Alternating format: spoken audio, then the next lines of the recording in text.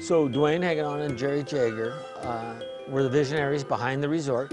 We opened it in May of 1986. My title is President of Coeur Resort.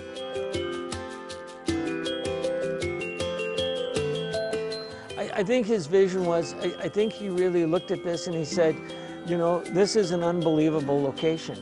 National Geographic picked Lake Coeur d'Alene as one of the 5 most beautiful lakes in the world. I think then he took and he said, I want to have an incredible building.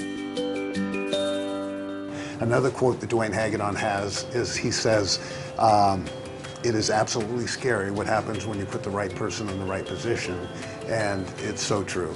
I'm Director of Food and Beverage for Hagedorn Hospitality in the Coeur d'Alene Resort.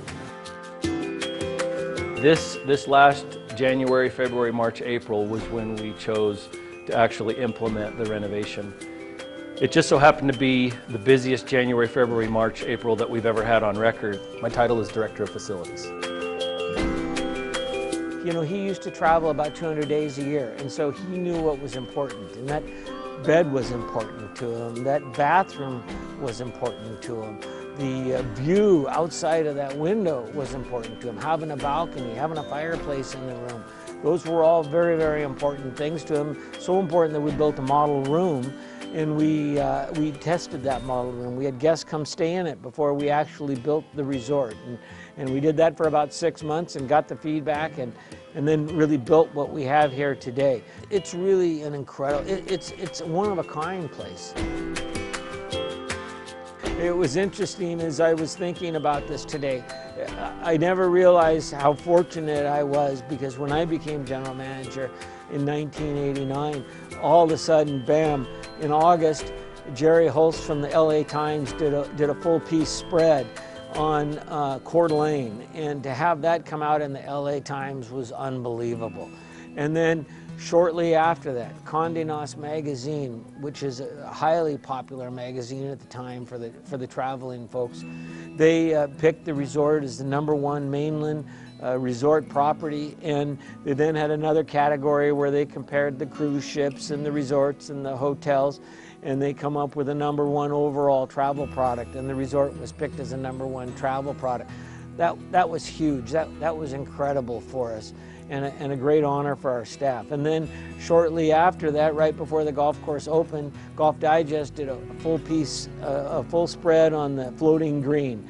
And those were just huge, unbelievable things. And we've continued to have great recognition since then. This past October, we're still waiting to see when it comes out, but American Idol was here and filmed one of their rounds of judging, and I think that's going to be incredibly powerful when it comes out. Owner's vision and the president's vision, Dwayne Hagedorn has always come to us and said, whenever you're developing anything or planning anything, he says, look for the sizzle. Skip the ordinary and go for the extraordinary, and that's what we're always looking for. We'll present something to Mr. Hagedorn or Bill Regan, our president of our company, and they'll go, yeah, that's good, but where's the sizzle? So we're always looking for that. Whenever we have an opportunity of having a guest come to any of our restaurants or any of our facilities or the resort, it's all about creating that story. If we can do the small little details, things that make it extraordinary, then they're going to come home and the parents are going to say, how was dinner? And they're going to be able to tell a story. And it's all about the memories. It's all about creating that special occasion. So we opened in 1984, and since that time we've gone through a number of major renovations, if you will. In 1999 we went through our park tower. It's 108 guest rooms. They used to have balconies, and we went through and extended the guest room into the balcony and enclosed it, made it look like it was part of the room, and now it is part of the room. Through that process, now people have a full view of the lake from the park tower rooms. Move fast forward to 2006. At that point, we went through and they took out the old case goods. There were some big boxy looking television cabinets, the old style tube TVs. So we put in a bunch of 32-inch LED or LCD TVs. Really opened up the room a lot. Put in new carpet, new tile in the entryways. Then we moved to 2012, and in 2012 we went down into our lobby of the hotel and shut the lobby of the hotel down for about 9 weeks, 10 weeks, and completely redid dockside. The shore lounge was removed and we turned it into a very nice brunch room, and it's a conference room. And then the entire lobby got redone. Whispers was an amazing transformation that had been accomplished with that renovation. And then we fast forward to this most current renovation in 2017-18. We wanted to go through all the rooms and really upgrade everything, so they all have brand new carpet, dressers, chairs, nightstands, lamps, light fixtures, artwork. We went through and put in state-of-the-art 55-inch LED televisions. What is your favorite thing? The people. Yeah, that's a hands down. That's not even a question. The people.